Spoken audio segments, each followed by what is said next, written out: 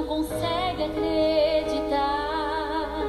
Parece que Deus não existe, é tão difícil de suportar. Nada ainda está perdido. A paz do Senhor Jesus. Graças a Deus que nos dá a oportunidade de estar aqui mais uma vez para nós falarmos a respeito da Palavra de Deus. Hoje nós queremos falar sobre João capítulo 3, versículo 16. Deus amou o mundo de tal maneira que deu seu Filho unigênito, para que todo aquele que nele crê não pereça, mas tenha a vida eterna. Queridos e amados irmãos, nós nos deparamos com a Bíblia, narrando a história da vida de Jesus sobre a face da terra e o que ele, na realidade, enfrentou durante o período que ele esteve nessa terra. A Bíblia diz que ele nasceu por promessa de Deus, gerado pelo Espírito Santo, e já desde pequeno passou por perseguições, porque o diabo não queria de forma nenhuma que ele chegasse aos planos que Deus tinha colocado em suas mãos para salvar a humanidade. Então, Jesus, já de pequeno, passou por vários problemas e dificuldades junto com seus pais. Vemos que antes que ele completasse 2 anos de idade, Herodes soube que ele havia nascido e mandou que, na realidade, eles matassem as crianças de 2 anos para baixo. Isso para atingir a Jesus, que tinha nascido há pouco tempo. E os pais de Jesus então pegaram ele com revelação de Deus e foram para o Egito. E com isso Jesus escapou da morte com os seus pais, indo para o Egito por revelação divina. E ele foi crescendo. A Bíblia diz que com 12 anos ele estava no meio dos doutores, ensinando os doutores a respeito das coisas de Deus. Depois a Bíblia não menciona mais sobre Jesus.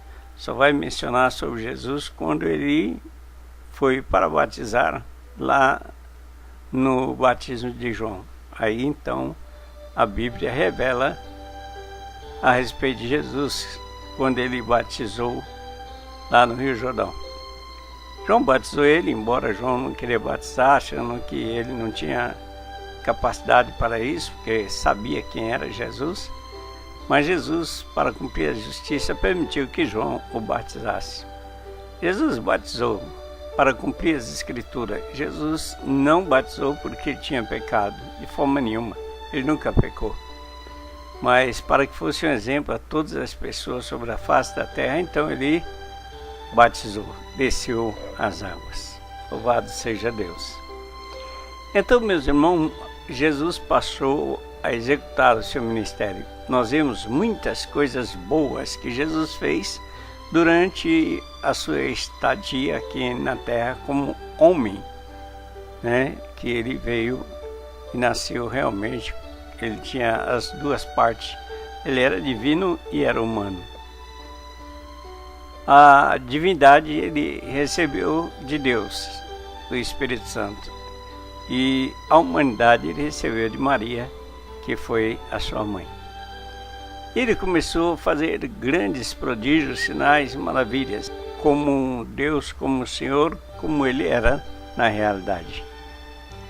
Então nós vemos que a Bíblia menciona essa parte que fala sobre Jesus e sobre os sofrimentos que ele enfrentou. Ele enfrentou muito sofrimento, né?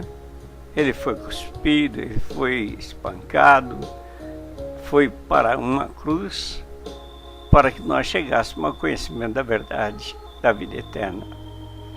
Mas muitas pessoas, ainda que viveram junto com Jesus Cristo, na realidade, foram pessoas que acharam que eram bons e de repente se viram numa situação difícil, como o próprio Pedro, que andou com Jesus, fez sinais, prodígios, maravilhas, mas de repente Pedro se vê numa situação difícil, afastado do Senhor.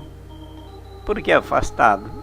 Após a morte de Jesus, Pedro voltou para trás das práticas das coisas que ele fazia antes, que era um pescador, né? Ele voltou, na realidade, a praticar as coisas que ele praticava anteriormente. E Pedro, junto com os outros discípulos, está à beira lá no mar, quando Jesus apareceu. Pedro até se pichou no mar porque estava nu. Só saiu do mar depois que ele se cobriu para ir até Jesus. E Pedro, na realidade, havia negado Jesus antes que ele morresse. Antes que ele fosse a crucificação, Pedro negou ele 3 vezes. E agora Jesus olha para Pedro após a ressurreição e diz: Pedro, tu me amas? E Pedro diz: sim, Senhor, te amo. E Jesus diz: apacenta as minhas ovelhas. E assim Jesus faz por 3 vezes, até o momento em que Pedro diz: Senhor, tu sabes que eu te amo. Ou seja, Pedro reconheceu que tinha errado contra Deus, que tinha errado contra Jesus. Sabe, irmãos, muitas pessoas às vezes condenam alguma pessoa por um erro na sua vida. Condena, diz que a pessoa não tem mais salvação, que a pessoa já está condenado. Até alguns dizem que é a predestinação, predestinou-se para a condenação eterna. E na realidade, a predestinação, quem quebra é a própria pessoa aceitando ou não aceitando a Jesus. Então vemos que Pedro agora, sente aquele dia em que ele negou Jesus e que Jesus olhou para ele e ele saiu chorando amargamente. Agora ele lembra daquele momento em que ele negou Jesus. Mas Pedro havia cometido uma falha porque ainda não tinha recebido aquela porção espiritual na sua vida. E hoje em dia são centenas de pessoas que estão vivendo que nem Pedro. Jesus diz: Pedro, quando você se converter, fala para os teus irmãos que você se converteu.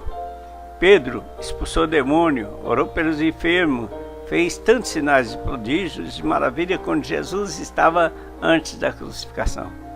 Mas quando Jesus foi sepultado, e eles então, alguns deles, perderam por completo a fé, achando que Jesus não voltaria mais. É um fracasso espiritual. Nós deparamos, meu irmão, com muitas e muitas pessoas no seu fracasso espiritual. Quantas pessoas, na realidade, às vezes por algo que fez, acham: eu sou inútil, eu não sirvo para mais nada. Quantas pessoas se julgam a si mesmo, esquecendo que Deus é misericordioso. Deus é aquele que tem a misericórdia infinita, diz que a misericórdia de Deus é eterna. E muitas pessoas se condenam a si mesmo por achar que algo que fez ou que não fez se torne inútil para Deus. Mas eu digo para você, meu caro ouvinte da palavra de Deus, talvez alguém tenha dito para você que você é um inútil. Talvez alguém tenha dito para você que você não serve mais para Deus. Mas eu digo para você que se você deixar Deus trabalhar em sua vida, Ele vai fazer que nem fez com Pedro. Tomé chegou a dizer que não acreditava se não visse Jesus. E nem por isso Jesus condenou Tomé pela sua incredulidade. Muito pelo contrário, quando Tomé estava ali, Jesus chegou e disse: Tomé, vem aqui, coloque o seu dedo aqui, veja minhas mãos. E Tomé então chorou e pediu perdão ao Senhor Jesus. Então muitas pessoas se acham inúteis. Por quê? Alguns porque somente vai à igreja, não prega, não canta, não faz nada. Apenas sente no banco e ali sentado no banco fica ouvindo a palavra e por isso acha que é uma pessoa inútil. Mas eu digo para você que você não é inútil. Muito pelo contrário, você é uma pessoa especial, chamada por Deus para alcançar a vida eterna. Eu quero dizer para você que você é uma pessoa escolhida de Deus. Não importa o que os outros falam de você, não importa o que os outros digam de você, o importante é você com Deus. Davi cometeu um grande pecado, Mas quando Natan falou com ele, ele se arrependeu. Eu vou morrer. Natan disse, não, você não vai morrer. Deus transpassou o seu pecado, embora você irá sofrer por consequência dele. Mas Deus transpassou o seu pecado. Deus é misericordioso. Talvez você tenha cometido algo e tenha dito, eu não presto mais para Deus. Eu sou inútil. Eu não tenho mais validade nenhuma para Deus. Quantas vezes Deus falou com você e você parou com certas coisas e de repente você volta novamente à prática das coisas que não agradam a Deus. E de repente, Satanás fala no seu ouvido que você é um inútil, que você é uma inútil, que não tem mais validade para Deus. Mas eu digo para você, isso é mentira de Satanás. Josué, quando se apresentou para fazer o sacerdócio, Satanás estava do lado dele e acusou ele, que ele não poderia fazer a ministração do sacerdócio. E então Deus mandou que um anjo trocasse a roupa de Josué e ele continuasse executando o sacerdócio. Deus perdoou Davi e Davi continuou na presença de Deus. Deus perdoou Pedro. Pedro foi perdoado por Jesus, embora negado ele 3 vezes. Mas Jesus o perdoou e Pedro continuou fazendo a obra de Deus. Você não é inútil, meu irmão. Você não é inútil, minha irmã. Se você fez algo errado, fale com Deus. Isso, Deus com certeza irá perdoar você e você irá dar continuidade na sua vida espiritual.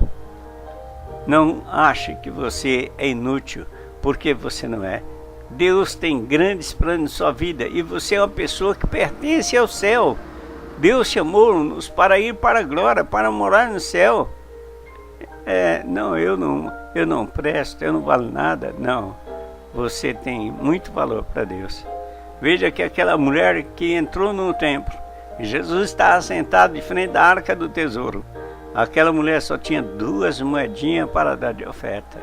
Mas o Senhor Jesus disse, essa verdadeiramente contribuiu com a obra de Deus. Veja que Maria chegou aos pés de Jesus, o abraçou, beijou e de repente alguém acusa ela de uma pecadora. E o Senhor Jesus então perdoa aquela mulher. A mulher que foi pega no ato de adultério, para muita gente ela devia ser morta, apedrejada, condenada, não tinha mais salvação. Mas Jesus também a perdoou e disse para que ela não continuasse aquela vida de erro, mas Jesus a perdoou. Talvez você ache que você é inútil porque você cometeu algo que você acha, não, isso tirou a minha vida espiritual. Não, meu querido, minha querida irmã, fale com Deus.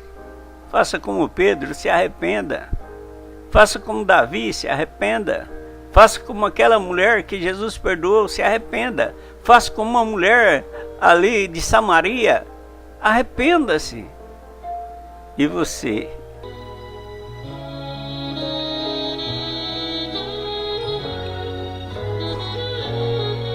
Há momentos tão difíceis, não consegue acreditar. Parece que Deus não existe, é tão difícil de suportar. Nada ainda está perdido. Deus testa a nossa fé. Ele prova para o inimigo o quanto ama você. A espera de um milagre é fé, um dom de Deus. Creia na palavra que Deus prometeu, pois a fé que você não perdeu. Se ainda respira é porque não morreu. Se ainda fumega é porque não se apagou. A cana trilhada jamais se quebrou. Ter fé em si é ter confiança. Enquanto houver vida, haverá esperança.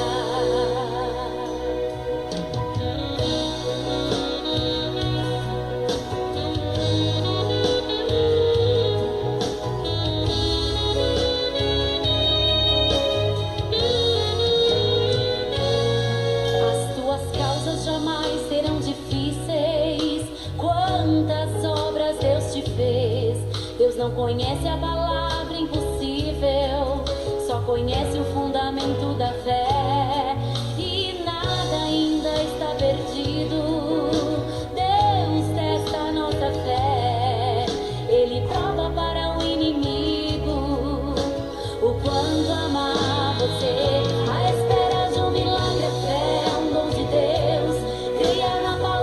que Deus prometeu.